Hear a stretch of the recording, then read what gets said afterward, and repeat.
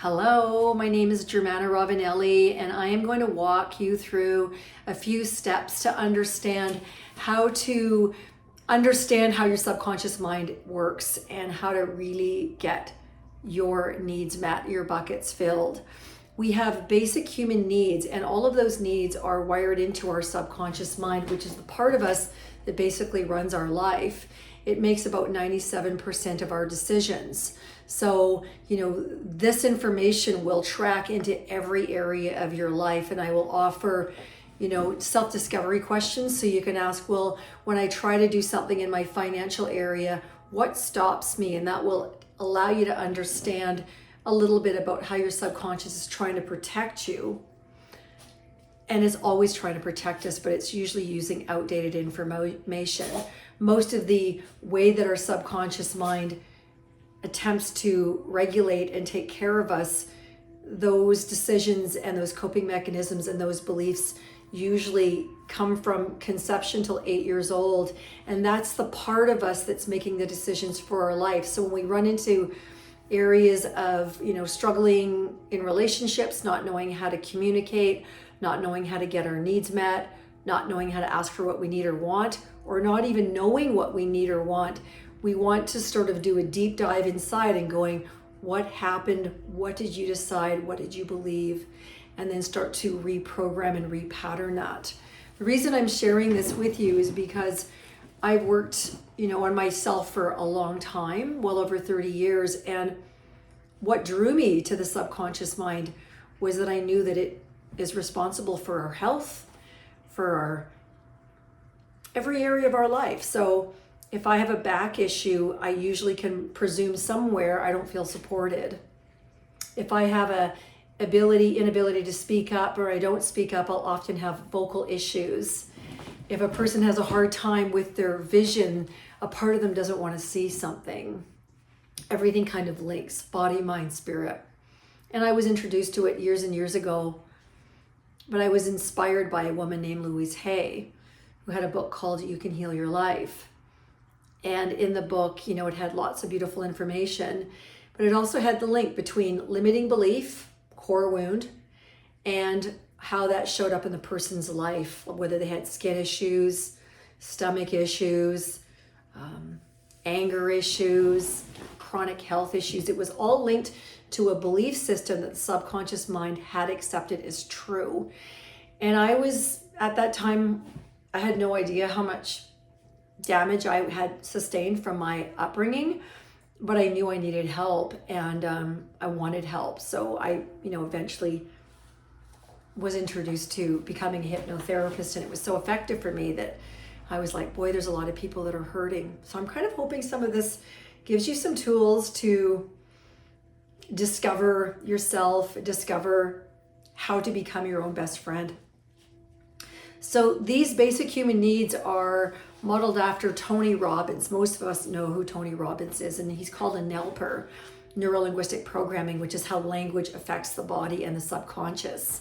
I'm also a licensed practitioner of neuro-linguistic programming, and if you notice when you watch, he jumps and bounces and gets everyone all excited, and he has them in a heightened state of hyperarousal, which is waking hypnosis. So the whole time they're being programmed, and it's great if it helps, and most people it does help, because if we do what's not working, we're going to get what doesn't work. And I don't know if I'd mentioned this, but all of our coping mechanisms and strategies for life, for most of us, got installed from 8 years and younger. So when we think about how many thoughts we think a day, what we focus on every day, we usually think 50 to 60 to 70,000 thoughts a day. And most of those thoughts have been repeated for decades. So at my age, most of those thoughts have been repeated for 50 years. And if I don't penetrate and change those messages, I'm actually operating my life in a loss, in a deficit. I'm not going to develop. I'm not going to be happy, because I'm still living on a script that I have outgrown. And yet if I don't take responsibility for taking care of myself, or you the same, then your life can't change. You will be stuck and you will waste your life, which to me is criminal. My first hypnotherapy teacher, who was my mentor, the way he got me is he held my hand and he goes, Germana. And I'm like, yes. He goes, are you ready to take responsibility for your life? And there was no way I could look at him and say no. And that happened about 33 years ago. And he was very, very clear. You have to have a regular daily practice every morning. If you want to help people, you must help yourself first. And I think this is where a lot of us fall short. We just race out of bed and we do all this stuff and we think that everything will work out, and we're usually last to get our needs met. And when we don't get our needs met, we often have physical pain, mental pain, spiritual pain, financial pain, relational pain, career pain. The list goes on because we're not actually slowing down to go, oh, you have needs? Oh my God. So physical problems and mental problems and emotional problems that we're in physical or emotional pain is because we have a need that's not getting met. Big deal. And so once we start filling that bucket and meeting that need, our health improves. And if we have a lot of scary stories that we tell ourselves, like, people won't like me, that's been one that I say or share a lot. And if I actually keep thinking it and believing it, I'm going to suffer because now I'm not going to have love and connection. And then that love and connection need can be met through digital media, chat rooms and stuff like that. And that never really works. It sort of works, but it doesn't work. And it's a setup for addiction. So I'm going to talk about the 6 different areas of human needs.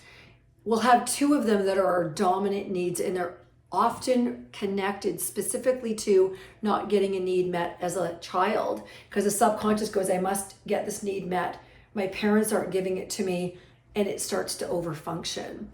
And if you don't correct these, they can ruin your life. That's all I'm going to say. So one of the basic needs is for growth. So that's learning. The desire to grow or expand in any area of life. So some people are chronic learners. They love to learn and they keep learning. And when they do that, they feel better. So they're happier because they're getting that need met. And that often feeds into one of the other needs, which is to contribute, to teach. Someone who is a teacher is someone who is contributing, which is the desire to give or serve. That is one of my desires. I love watching people succeed. So I love to do personal growth. That's what this is about. And that allows me to give from a full cup. I'm not going backwards 20, 30 years going, well, what did I know back then that I can share now? Some education is timeless. But when I keep learning, and you'll notice when you get one of your needs met, you'll actually have more energy, you'll be happier. And that's really important to know. The next one is called significance. So if someone was overlooked a lot as a child and not celebrated, they will have a need for significance. But if they don't fill it consciously, such as I see you, I appreciate you, I celebrate you, I want to see you succeed, like that type of internal dialogue, then that person will then go out and try to get significance by wearing very flamboyant clothes. They might wear very revealing clothes. They might buy very expensive toys so that people can see them. They need somebody to see that they exist because they feel invisible without other eyes. Now, if you flip that around and you go, I see you, I celebrate you, I know that you are enough, then half of that behavior or most of that behavior just disintegrates into the sea of life. So one is out of a wound that's not being met. I must buy more jewelry. I must get more surgery. I must do all this extra over the top stuff so you notice me, or I go, this makes me feel good. I like this. So one is more self-soothing and self-caring and sustainable, and one is ridiculous because how many cars do you buy? And then people don't even like you because they feel like you're trying to show off and act like you're better than them, which is also another wound. One of the other basic needs, it's number 4, is uncertainty or novelty. So that can be someone who wants to fly by the seat of their pants and be very impulsive and compulsive and to maybe go skydiving and maybe, take up a new sport, or that might be speed dating. It can be so many different things, but uncertainty is variety. And it's like going to a different restaurant, not knowing what you're going to get. letting somebody else pick which movie you're going to see is an example of having uncertainty or novelty. Doing something that you've never done before and really loving it, maybe Disneyland if you've never gone, is an example of getting an uncertainty adventure need met. Skydiving, going to the bungee zone, doing something that scares you a little bit. And I think that's a value. It has to also be within your tolerance and your ability to sustain your nervous system. So if someone's had a lot of uncertainty and they've not known how to regulate their nervous system, they'll have complicated post-traumatic stress disorder. And if their subconscious thinks that's the way the world is, they'll constantly create more chaos all the time because it thinks that's just the way the world is. When in reality, they can create uncertainty through like making a new recipe, cleaning out a part of the house so there's room for something new. Uncertainty for me is, visiting people that I haven't met for a long time. It's also, I have a motorcycle, so that's one way that I get uncertainty need met, because I have no idea if I'm going to live through that and I'm going to come back in one piece. But it's a thrill, and I come back and I feel really filled up. And so that's a basic need for all of us. However you get uncertainty met, you might leave nasty messages on someone's Facebook post to see if you can get connection through violence. Some people do that. If they were raised that way, they'll also do that as an adult, and that's the 8-year-old running the show. Now, this is one that we all have, loving connection. It's really important. And some of these will crawl over crushed glass to get, and that's how you know which ones are your dominant ones. Like, you will crawl over crushed glass to get one or two of these. So loving connection, the desire to feel and express love and or closeness. Some people can do this in a partnership, and if they're healthy, their partnership lasts and it goes well. And some people don't know how to receive love. They don't trust love. They don't know how to feel safe. They think love is scary. So they'll pull somebody in and they'll push them out, and they'll pull them in and they'll push them out, and you'll get this come here, go away thing. And the unfortunate thing is when someone does that to you, or they do that to me, they're in a lot of pain and it has nothing to do with you. So one thing you can say, if you have someone that's kind of unwell there and they need love and connection, but it's come here, go away, please don't take it personally. It's how their subconscious mind has been programmed. And somewhere I heard someone say, you can say, I'm sorry that you're in so much pain that you need to be mean or cruel. We all have a driving need to belong and to connect. So for me, love and connection can come from, taking time to meditate, to journal, to have a really beautifully made bed, to have beautiful smells in my room and sounds in my room. And I obviously will connect with my beautiful dog. And if I have a partner in my life, then there's that physical touch. Thank you. Loving to be touched. We all need that. Love is the oxygen for life, and how we get it met determines if it's actually working or we're just kind of getting it met. And some people that don't know how to do it in a healthy, conscious way, what they unfortunately end up doing is they have really unhealthy relationships. They don't know how to speak up. Can you hold me?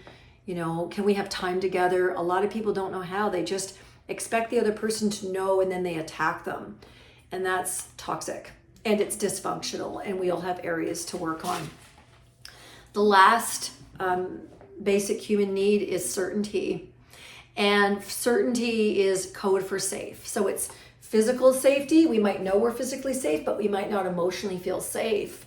And if we don't emotionally feel safe, our mind is always scanning, where's the danger? And it will actually create danger and attack the danger and make up a story unless we actually emotionally create that sense. You are safe.